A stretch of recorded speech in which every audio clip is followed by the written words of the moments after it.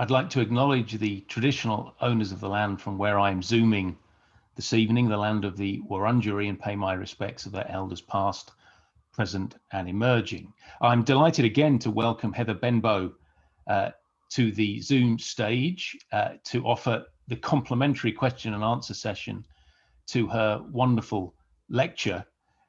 Just to remind you, Heather is an associate professor in German studies and director of the Hanson Scholarship Program here at Melbourne, a flagship university scholarship program for high achieving students who have faced barriers to higher education. Heather, I've got a lot of questions, and I know the audience will too, because this is a remarkable book in lots of different ways. Let me start by asking a form of the question that I ask every author. Why do so many people consider this to be a great book? Thanks, Tim, and thanks very much for the pleasure of participating in the series this year. It's always something I've really admired that the university has done, and it's a real thrill to be taking part, and for it to have taken such a Kafkaesque turn is somehow fitting.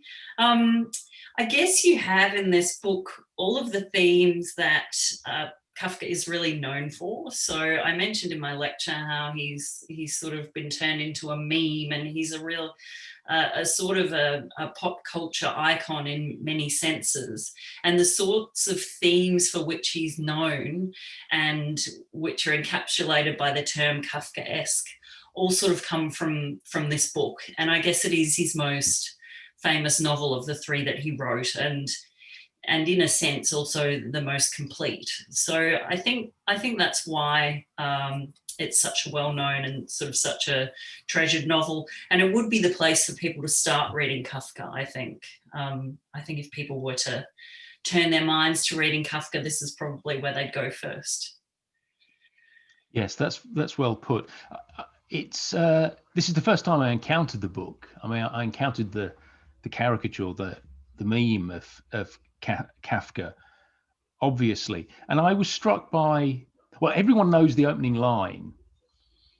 Somebody must have been telling lies about Joseph K, for he was arrested one morning without having done anything wrong.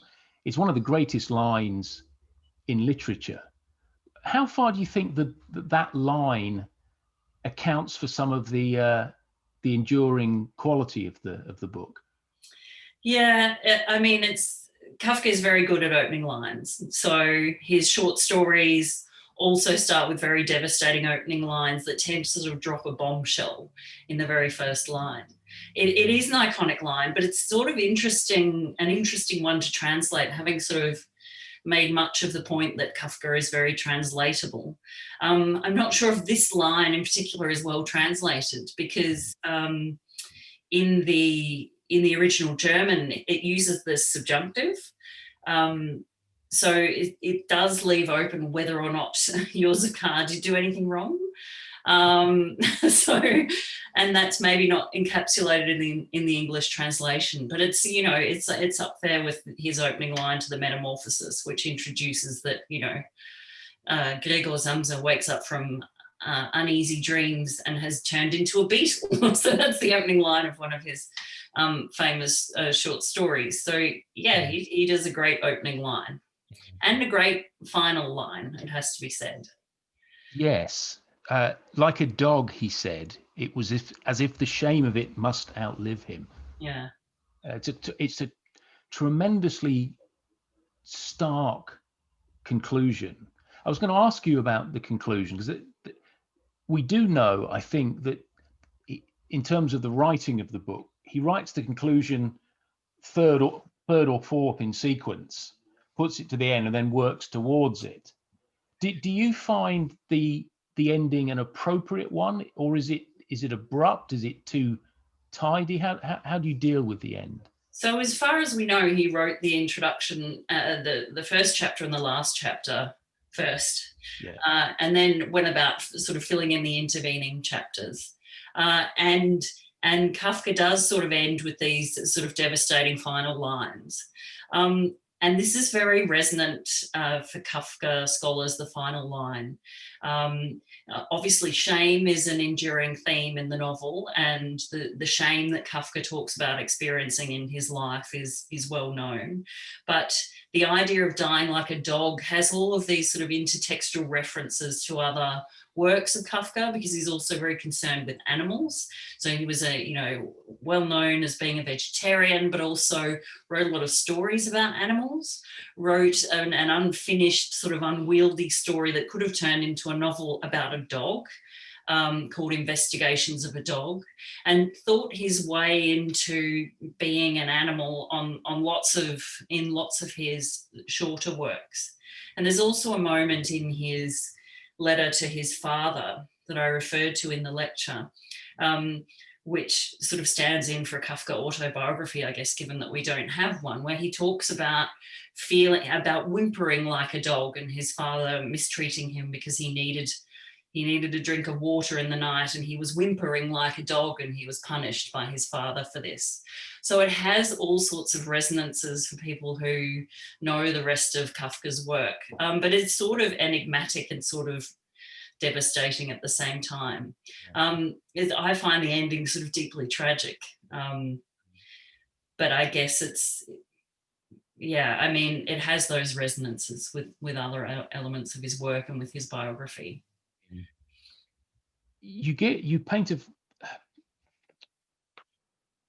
You laid stress on issues of identity, which I think are very important to understanding the novel.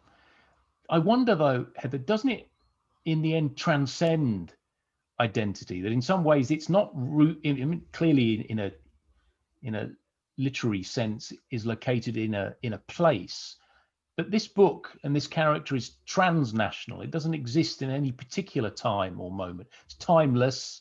It's without geography. Would you share that assessment? Yeah, absolutely. I think I do. And Kafka's concerns are never geographical, or they're never historically specific. His concerns are sort of universal. So he thinks a lot about all of the sort of hierarchies that exist in the world.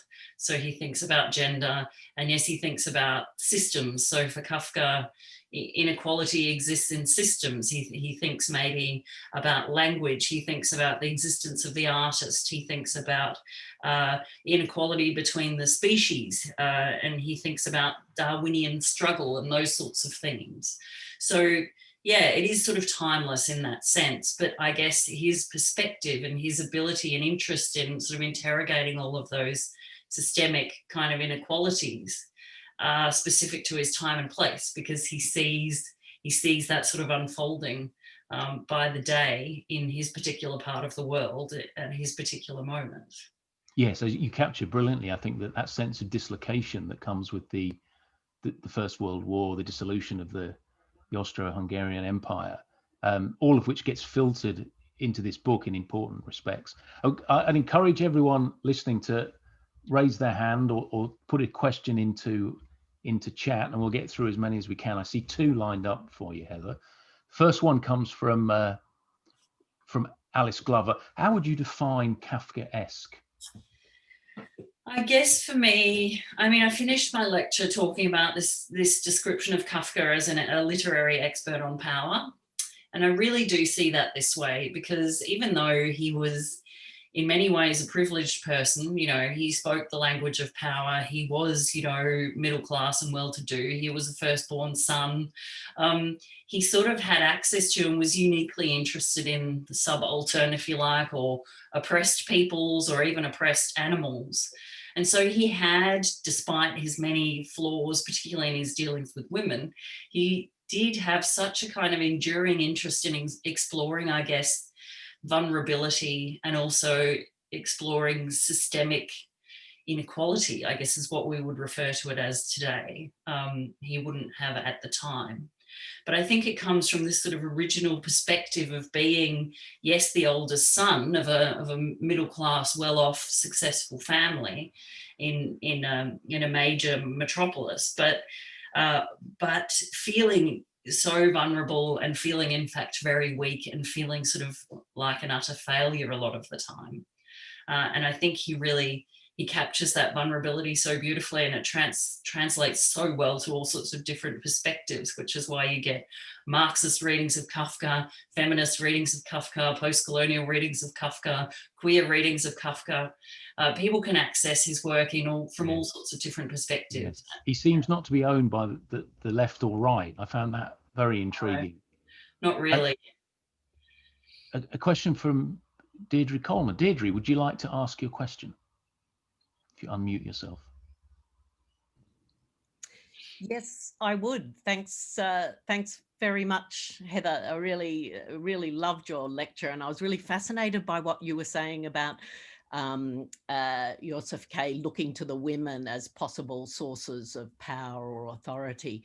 And I want to come back to that question of animality and sexuality and the eruption of sexuality into Kafka's works.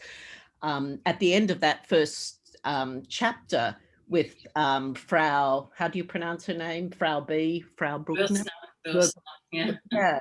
And I'll just read it because it's so extraordinary. Joseph K. dashed forward, seized her and kissed her on the mouth, and then all over her face, like a thirsty animal who scours with his tongue the surface of a spring he has found at last. Finally, he kissed her on the neck, on her throat, and lingered there with his lips. And that is so like the moment in Kafka's Metamorphosis, which is so striking, when his sister is playing the piano, and she has been his salvation up until this point. Well, not his salvation, but she's been looking after him as a cockroach or beetle or whatever he is. And he has this kind of fantasy of approaching her, in his abject beetle form, and tugging at her skirt, and wanting to kiss her on the neck and throat.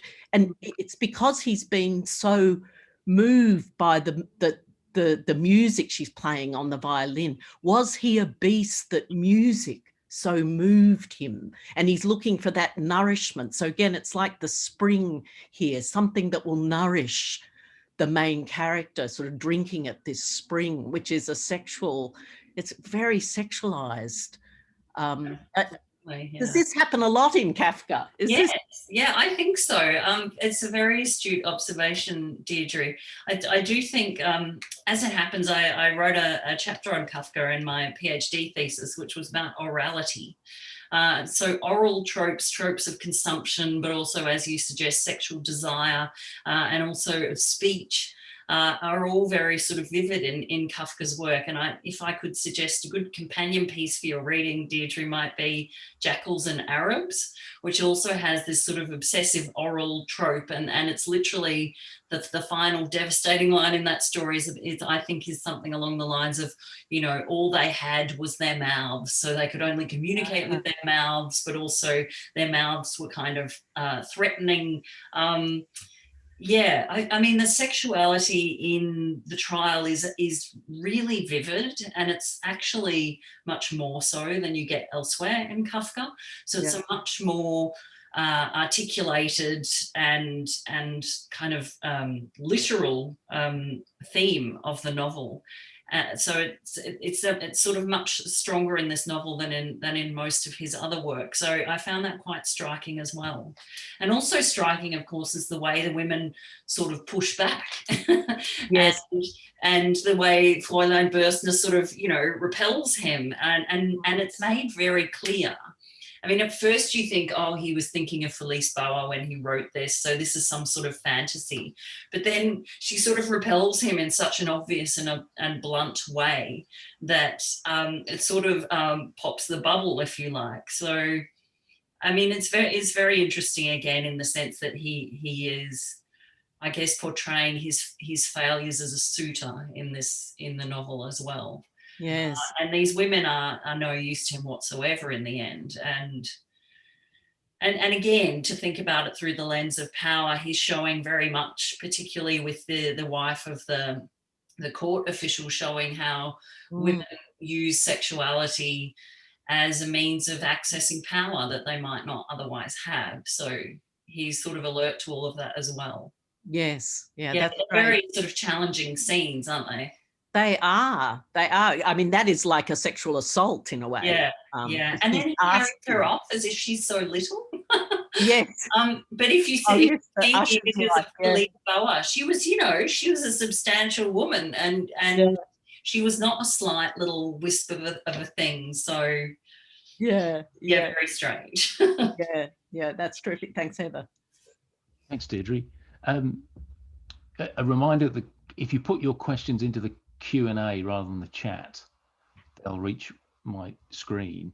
The law is a very important target of the book, Heather, and it reminded me one of my favorite novels, Dickens' Bleak House, which of course the background is Jarndyce versus Jarndyce, this interminable trial which eventually comes to a head because there's no inheritance left to inherit. It's all been consumed by lawyers' fees. Kafka captures something of the futility of the individual's experience of the law. I'm also reminded of Shakespeare, the law's delays, Hamlet's line, or the admonition to first kill all the lawyers. How far do you think the law is a specific target, or is the law just a convenient proxy for any bureaucracy?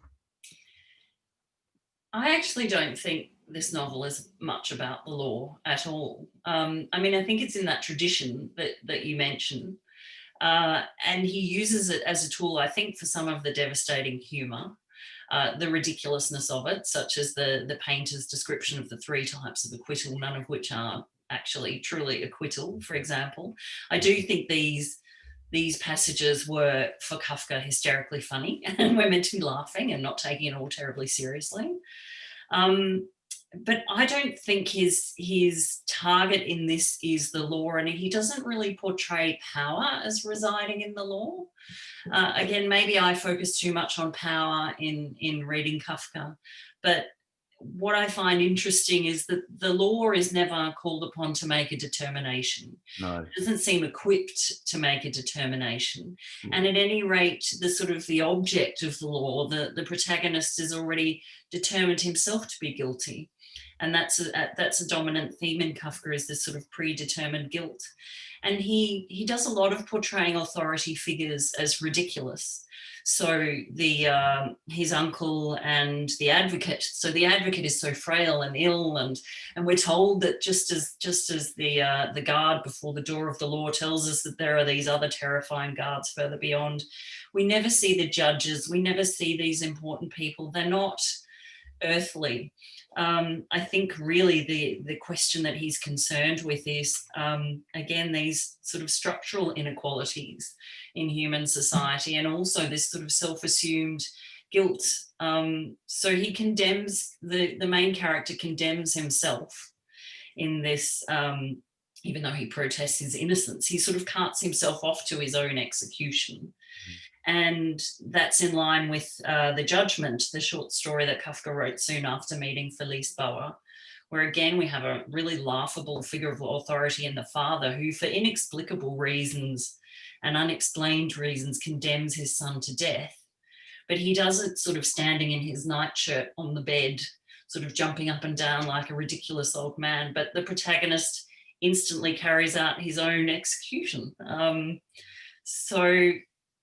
Yeah, I mean, Kafka was a lawyer and obviously must have understood these things, but he seems not to have been particularly interested in it. And maybe that's why we have little in the way of his own reflections on the law, or it's possible he didn't believe in the law as a vehicle for justice, I suppose. And that's why it's not of interest to him, really. Yes, that's a very, very good point.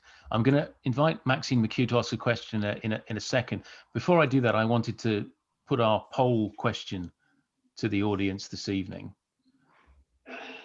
Does the trial express an enduring contemporary angst, or has it dated? Yes, it is still highly relevant, or no, it was written for its time. And I'll come back to this and put the poll result to Heather for her reflections. Maxine, please. Thanks, Tim. And Heather, thank you for an exposition of certainly a book I found the most unsettling that I read this year. I'm interested in the extent to which, I mean, I read this book and it seems to anticipate so many of the horrors of what's coming in Europe in the first part of the 20th century, particularly in the 1930s.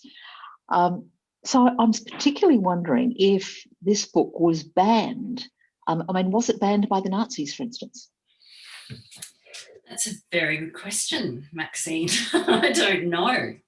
Well, it's when you think of the irrationality, the abuses, the perversions, it just looks like the sort of thing they'd have on a blacklist, or would have burnt. Yeah, it's a good question, but then of course we have to think of it through Max Bord's framing. So Max Bord framed Kafka as a quite pious writer concerned with spiritual themes. So it's possible that, as a Jewish writer, he was just dismissed on that basis anyway, and as being someone concerned with spirituality.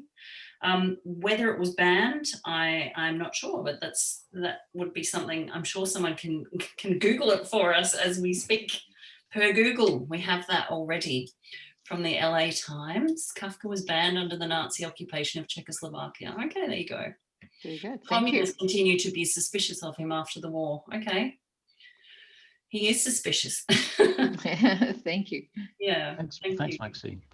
Yes, you raise a number of issues, Heather. The book presents a profound malaise. It's a great word. But does he mean for this malaise to have some capacity for resolution? I'm thinking here that you could read it in two ways. That it's a socio-economic, political malaise, and therefore you can alter it. You can change the structures, the bureaucracy, and you can effect progress. Or is the malaise that's captured in the trial an existential one? I mean, this just is the way it is. And we have to deal with it. Is there an answer to that you're comfortable with? Well, I sort of read it definitely more as existential. Whether Kafka was political is, I guess, a moot question. I mean, he did struggle to kind of find a cause on which to hang his hat. I mean, his interest in Judaism and I guess in Jewish folk culture was genuine, but I think he was quite resigned about having sort of lost that spiritual connection himself. You can find readings that will definitely argue that Kafka was of a Marxist bent, which is why it's interesting to read what Brittany has shared with us about him being suspicious for the communists. Yeah, I mean, I don't think he thought in terms of social movements necessarily. And I think what he was seeing around him probably didn't give him a lot of cause for optimism about social change in that sense. Yes. I mean, I guess he came from a generation that had benefited from social change, like the emancipation of European Jewry, but had lost a lot in the process. And he was sort of acutely aware of the loss. Yes, I think that's very good. One of the ironies I would observe is that the situation he describes is one that reaches a kind of practical realization under communism, under a form of Marxism, thinking of the Stalinist purges, where men and women are accused of crimes they didn't commit and locked into the Kafka-esque world that he describes. It might. I find that ironic. There's a couple of questions in terms of his influence. He calls Dostoevsky a blood relative. I wonder if you'd comment on his connection to Dostoevsky. And the other reflection I'd put to you is what I found unsettling about the narration is that it doesn't have the sure-footedness of diagnosis. So the narration you expect is for every inequity, every absurdity to be not just observed, but reflected on. There's no soliloquizing here. The alienation that's presented to us of this individual has no cause and no resolution, whereas in other work, I'm thinking here of Beckett or Camus, there is a sense in which there is a commentary being delivered on the character's alienation, which Kafka just does not entertain. Is there anything in that? That is a disturbing part of I agree with you, of the way the novel progresses. And throughout Kafka, you have this sort of blithe acceptance of impossible things and a sort of a lack of protest. Yes. So the way in which Joseph K. immediately starts to think of himself as a prisoner, even though these strange people have turned up in his quarters, in the room that he's renting, and he should just sort of be able to walk away and dismiss this as ridiculous, but he instantly sort of capitulates in such a dramatic fashion by thinking about sort of hanging points in the room and wondering why the guards aren't more attentive to that. You're absolutely right. There is no self-reflection, and the way the protagonists walk blindly into difficult situations or fail to take up opportunities to exit situations is typical of Kafka. So in America, one of his other novels, he's disembarking from a ship in the United States and realizes he's forgotten his umbrella, and you just know this is a terrible idea to go back and get the umbrella.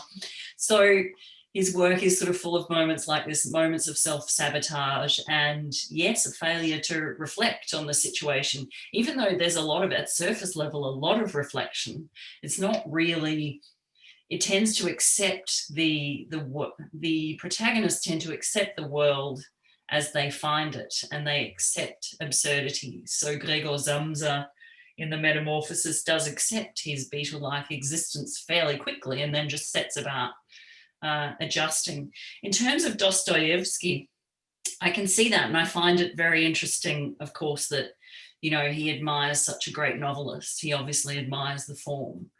But the writer I think he's most closely related to really is probably a writer non-Germanists haven't read, and that's Heinrich von Kleist, who was a 18th, 19th century writer also of devastating short stories, who himself in his lifetime longed to write the prestige genre of the day, which was drama, and who didn't succeed in that in his lifetime.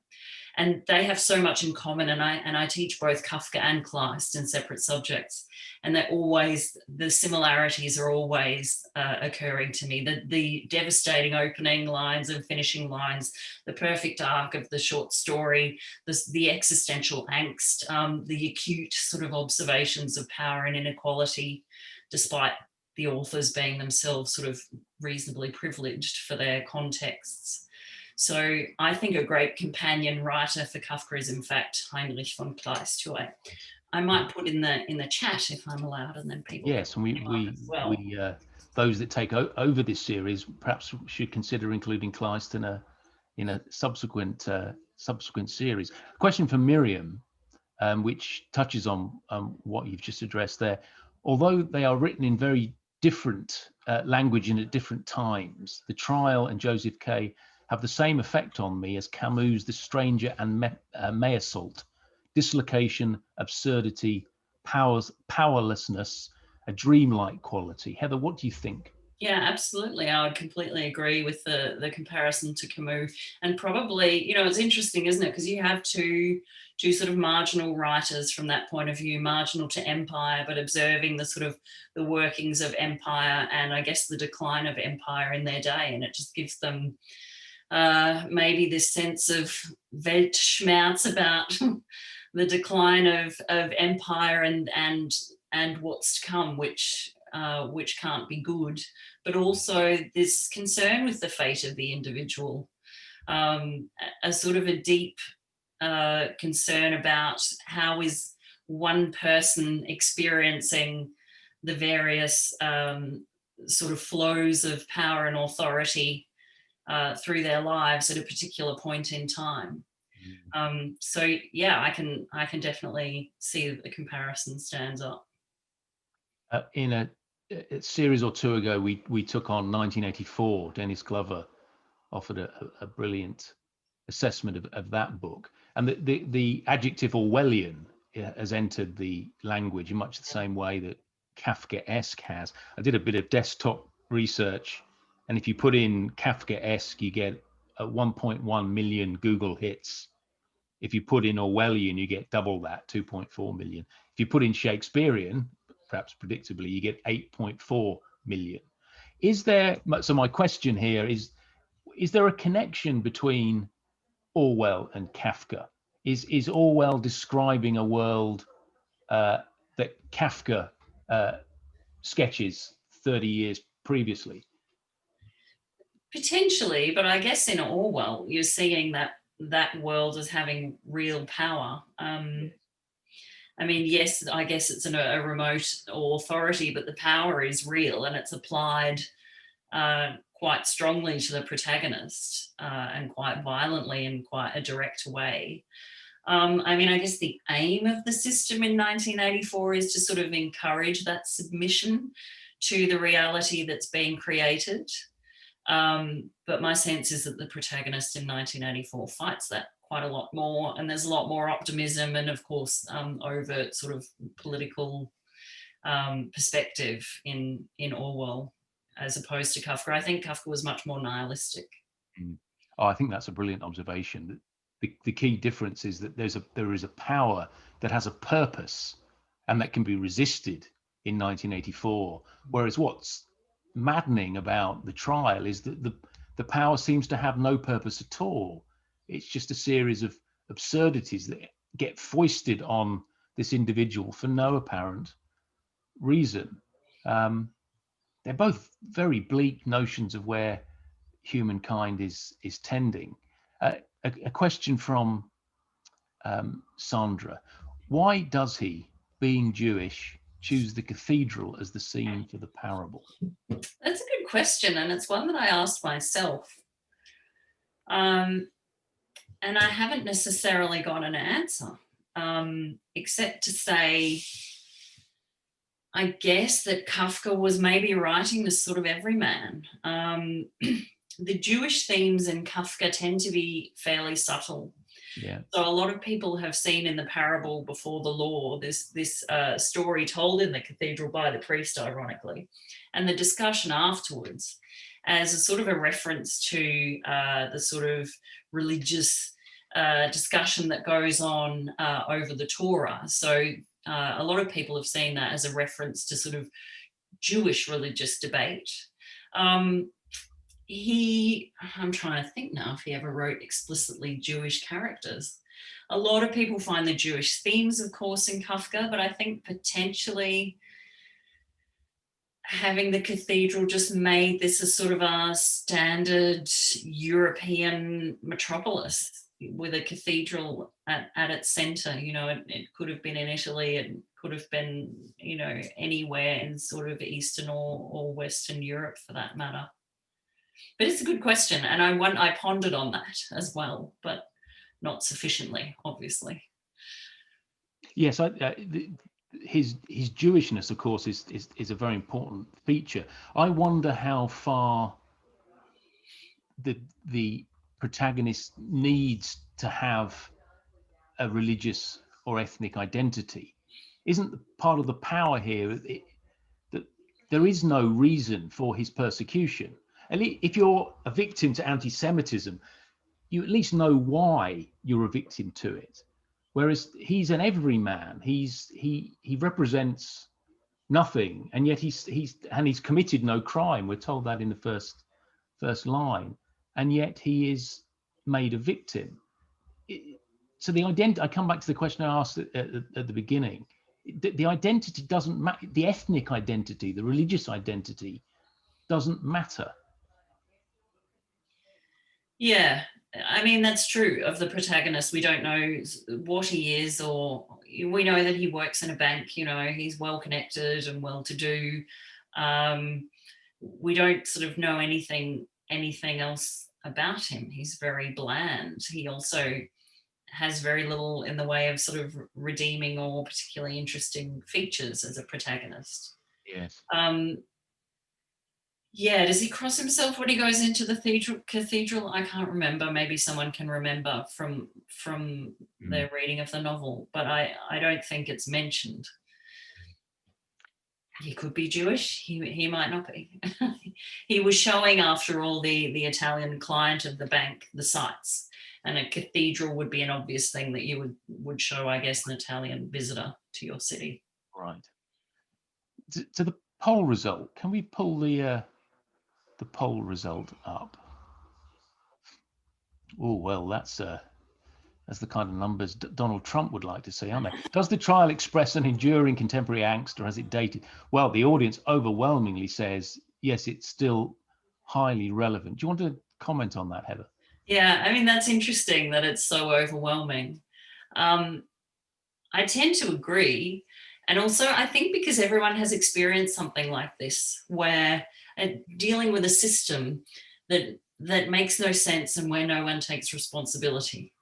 I had my own experience of that when I was visiting Germany in 1995, and it was not long after the wall had come down, and Australians still needed a visa to get to the Czech Republic. And as an impoverished student, I didn't want to keep paying for visas, but I had to apply for my visa for Germany from outside of Germany. So I had to keep smuggling over the Czech border and turning up at the German embassy in Prague, trying to get a visa, and finding myself in this sort of feedback loop with the bureaucracy in Prague, ironically. But I think everyone has, whether it's dealing with the local council or, dare I suggest, student administration at a university, perhaps, everyone has never at Melbourne. Never at Melbourne.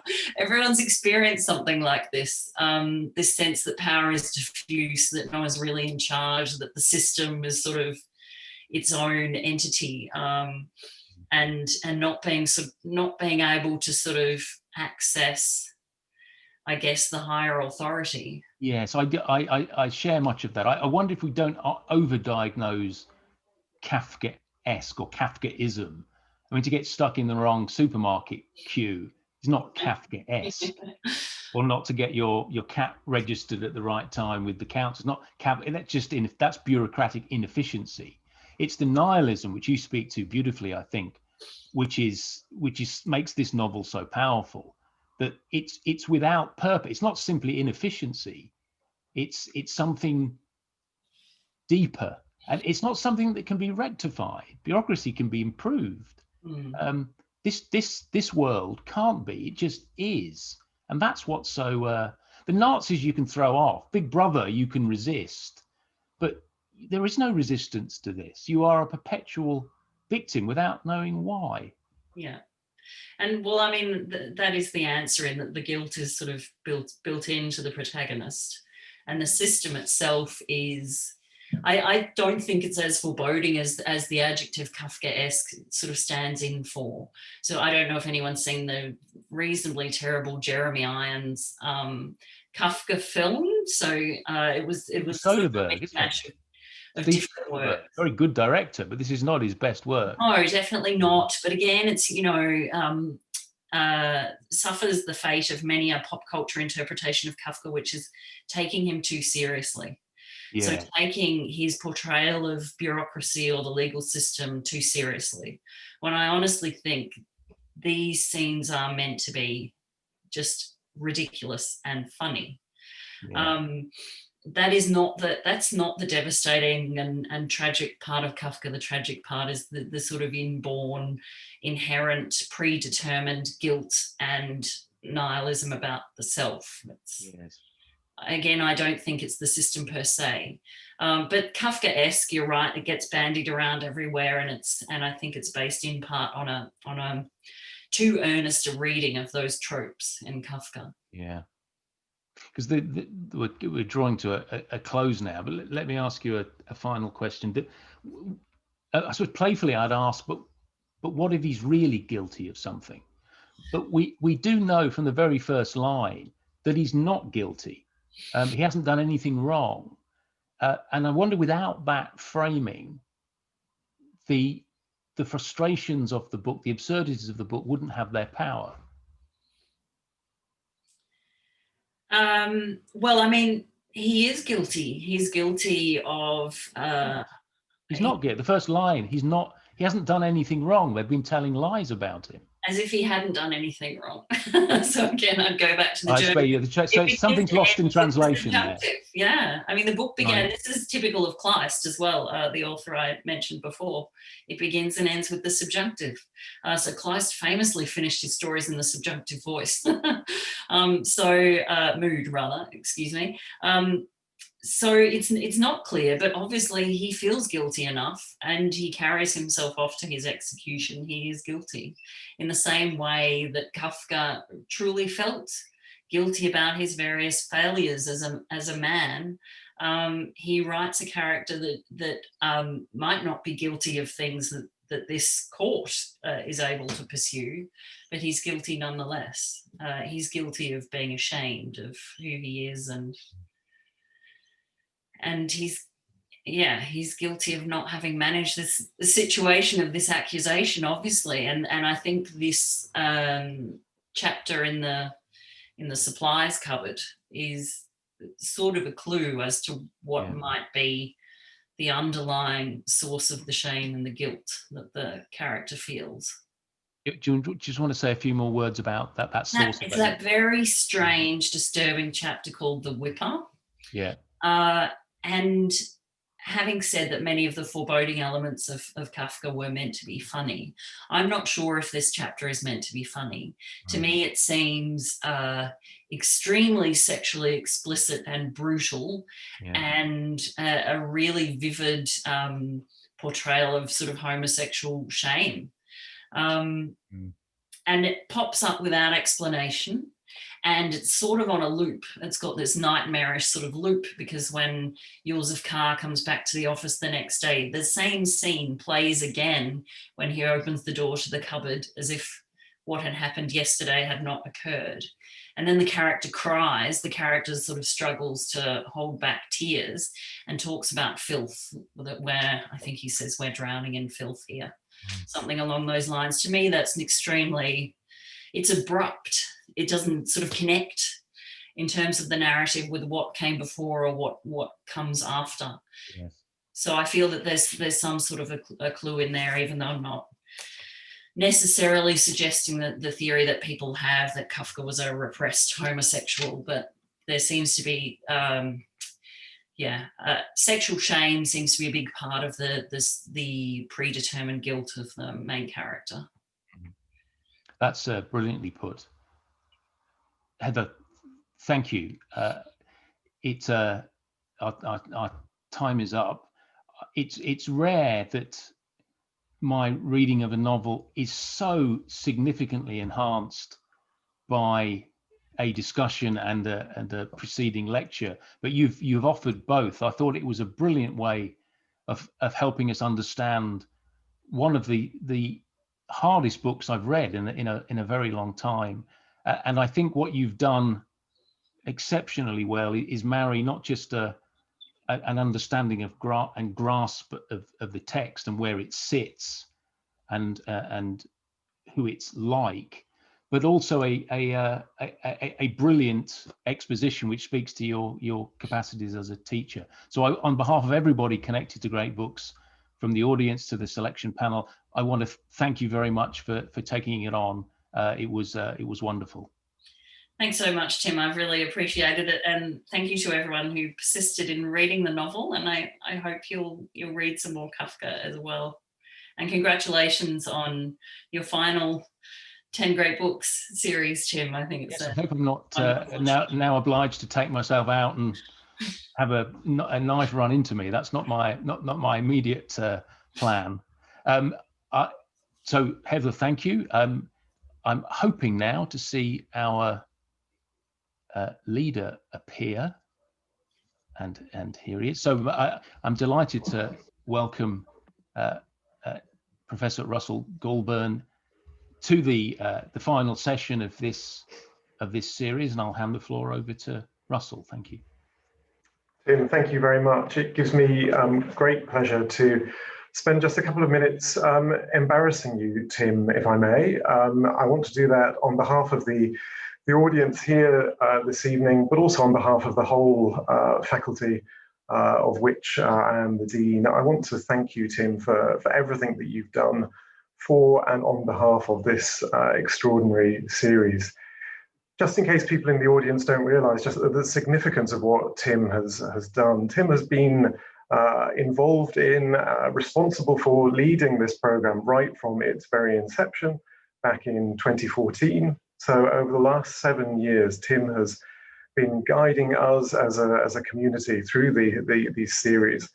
So you've guided us through no fewer than 70 books, of course. You've been a guide across space and time from, I think, the 8th century BCE to our present day. I think you will, those in the audience this evening, those who participated previously will also attest to this, that you are so generous, so committed, so enthusiastic and respectful in your approach to each text and each presenter, and to the audience as well, in drawing people in opening up that conversation and opening up the texts that have been the focus. People will have seen that. Those of us who've seen behind the scenes, as it were, will also know just the extraordinary efforts that you go to. So I'm thinking of Britt and Ellie, most obviously, who are speaking at the start this evening, but everybody else involved in this programme who will know just the great efforts that you go to prepare, to work with the presenters as well and prepare them and support and coach them. I know that firsthand from being a speaker in this series last year, just how supportive you were. So these really are extraordinary lengths that you've been to, Tim, and I'm delighted that I'm going to be able to carry on drawing on your expertise as we go forward into the future with this series. I'm glad that you're going to remain a member of the consultative, the advisory board, so I can draw on your expertise. I'm really glad, of course, also that, and this is perhaps part of the reason why you're stepping back at this point. I'm really glad also that I'm going to be carrying on working with you. You are my Associate Dean International now, a role that you took up this year to be responsible for all things to do with the international profile of the faculty. So I'm really glad that you and I are going to carry on working together in that capacity as well.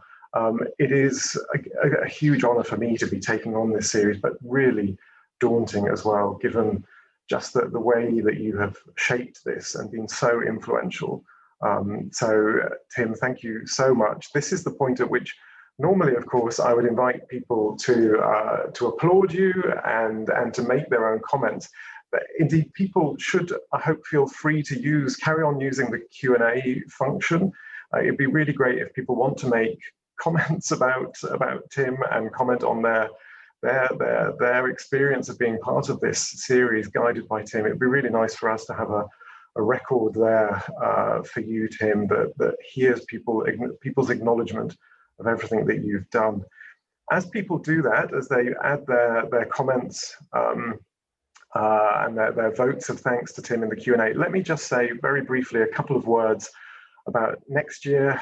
As I say, as I take up the baton from Tim and try to take this series forward, a couple of things about it. Firstly, what will it look like? Of course, we're all relieved that the restrictions are gradually lifting in Victoria. Having said that, because of ongoing constraints at the university, certainly in terms of our larger teaching spaces, it is going to be necessary for us to launch an online-only program version next year. So we're really keen, of course, to build on the experience that we've had this year. I think we've done well in transforming from that face-to-face activity to online. But what we will do very shortly is send out a survey to all of you who have been involved this year, really keen to get your feedback on how it has worked and crucially how we can improve it going into next year. So given that we're going to be using the online format again next year, how can we make it better? So please do look out for that survey and send us your comments so that we can make it even better next year. And because we want to listen to that feedback and reflect a bit on it, we're going to delay a little bit releasing the tickets for next year. They will go on sale in January next year. So that's a little bit about what it's going to look like. really quickly, what are we going to be reading next year? Let me give you just a small preview of some of the texts that we're going to be working on reading together next year. Among the 10 greats will be Oscar Wilde's play, The Importance of Being Earnest. We're going to read the novel by Gustave Flaubert, Madame Bovary, and that will be part of our celebrations of the bicentenary of that author's birth. We're going to be reading also the wonderfully dystopian novel by P.D. James, The Children of Men, published back in 1992, but set in 2021. So next year is absolutely, of course, the year for us to be reading that text.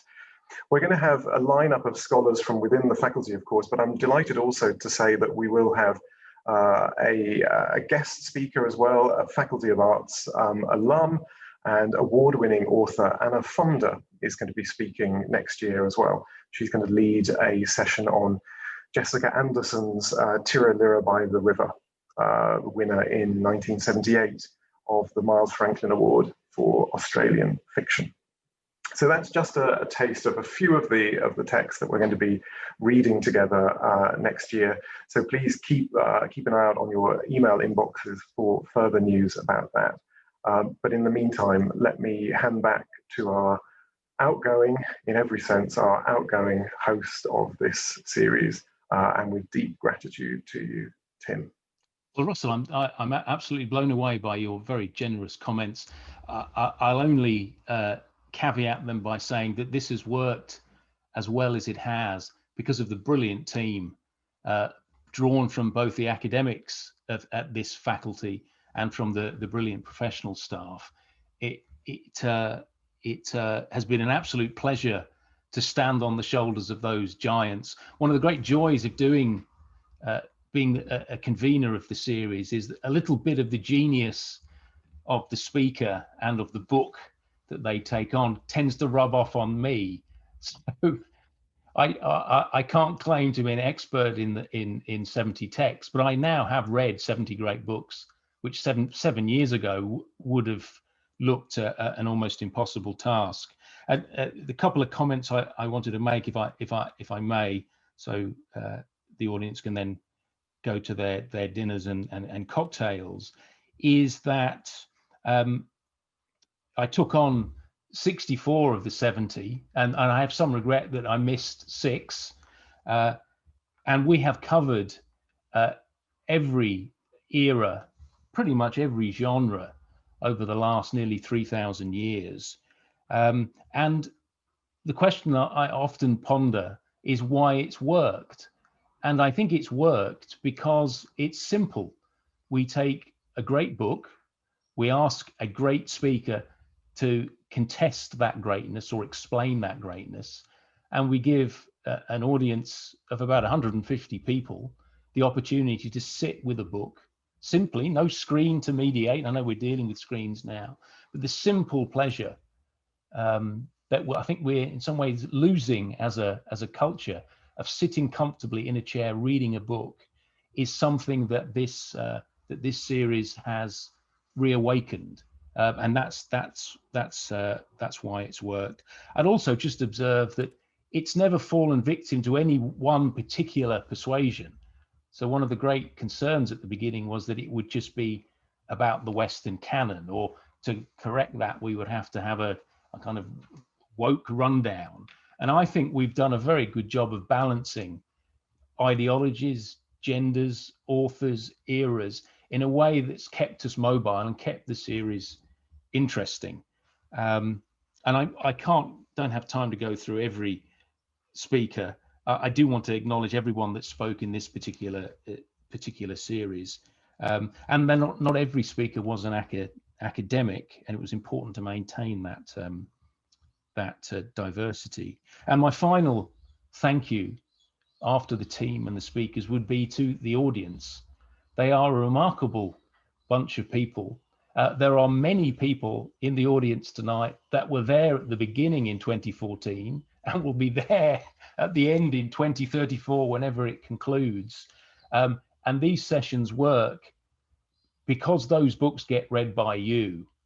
and not just read, but thought about, and they frame some of the most compelling questions.